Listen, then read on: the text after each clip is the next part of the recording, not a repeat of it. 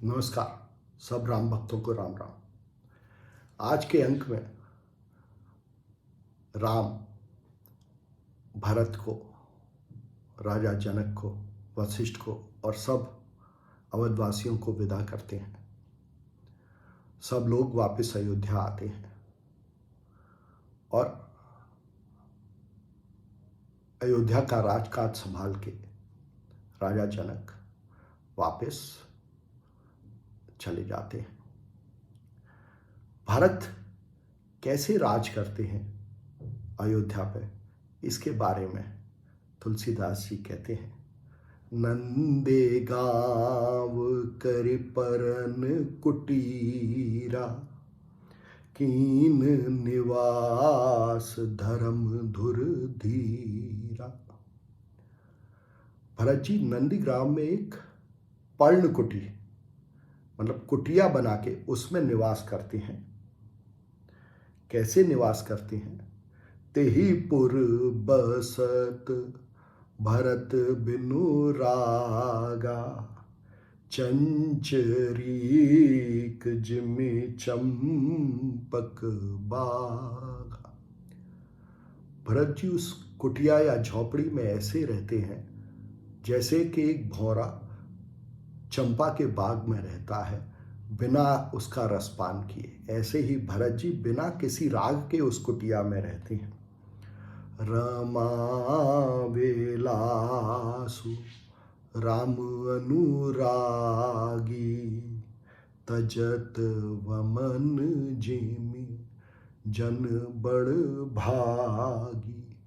कहते हैं कि जो राम के अनुरागी हैं, जो अपनी आत्मा में मग्न हैं, वो सारे विलासों को ऐसे छोड़ देते हैं जैसे कि एक मनुष्य वमन कर देता है जो कुछ भी उसके अंदर खराब है। तो राम के अनुराग में, आत्मा के अनुराग में सारे विषयों में जो दिलचस्पी है वो खत्म हो जाती है। आगे कहते हैं कि भरत कैसे राज्य करते हैं। नित पूजत प्रभु पावरी, प्रीति न हृदय समात। मागे मागे आय सुकरत, राज काज बहु भां।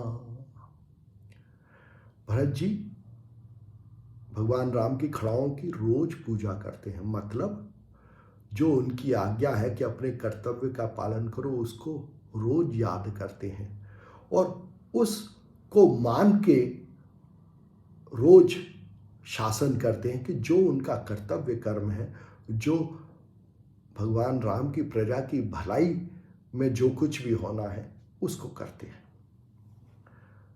आगे कहते हैं, पुलक गात हिय सिय रघुबीरु, जीह नाम जप लोचन नीरु। उनके भरत जी के हृदय में राम बसते हैं और वो निरंतर उनका नाम जपते हैं। लखन राम सिय कानन बसहि, भरत भवन बसी तप तनु कसहि। तो अयोध्या कांड या राम के वनवास का जो लक्ष्य था कि वो वन में रह के अपने शरीर रूपी सीता और मन रूपी लक्ष्मण के साथ अपनी इंद्रियों का संयम करें, तप करें, जो कि वो वन में बस के कर रहे हैं। उधर भरत भवन में बैठ के वही तप कर रहे हैं, वही संयम कर रहे हैं अपनी इंद्रियों का। और यही अयोध्या कांड का लक्ष्य है कि राम वन में बैठ के तप करें और भरत भवन में बैठ के अयोध्या में तप करें। अयोध्या कांड के अंत में तुलसीदास जी छंद लिखते हैं। कहते हैं, सिय राम प्रेम पीयूष पूरन, होत जन्म न भरत को। कहते हैं कि जब आपकी बुद्धि अपनी अंतरात्मा को खोजने में लगी हो, उसमें रत हो, तभी अंतरात्मा और उसका जो रूप है, जो मनुष्य है, जो उसका रूप धारण करे हुए हैं, तभी उनमें प्रेम का जन्म होता है। आगे कहते हैं, मुनि मन अगम जम नियम सम दम विषम व्रत आचरत को। कहते हैं कि जो मुनियों के मन को भी अगम है। क्या है अगम? कि इस संसार में जो ध्यान है, उस ध्यान को हटाना, सबों में समता रखना और किसी में भी विषमता को न देखना। ये आचरण तब होता है जब आपका सिय राम में प्रेम होता है। और सिय राम में प्रेम का मतलब कि जो आत्मा है और जो उसके रूपधारी मनुष्य हैं, उनमें प्रेम होना। आगे कहते हैं कि दुख दाह दारिद दंभ दूषण सुजस मिस अपहरत को। तो जब आपका संसार में ध्यान नहीं रहता, आप सबों में समता देखते हैं, आप में विषमता खत्म हो जाती है, आप किसी को अलग अलग नहीं देखते, तो आपके दुख खत्म हो जाते हैं, आपका किसी से ईर्ष्या खत्म हो जाती है, आपका अपना दारिद्र्य खत्म हो जाता है, और आप में जो दंभ होता है कि मैं ये हूँ, वो भी खत्म हो जाता है। और ये तभी होता है जब आपका सिय राम में प्रेम होता है, और वो तब होता है जब आप जानते हैं कि राम कौन है और सीता कौन है।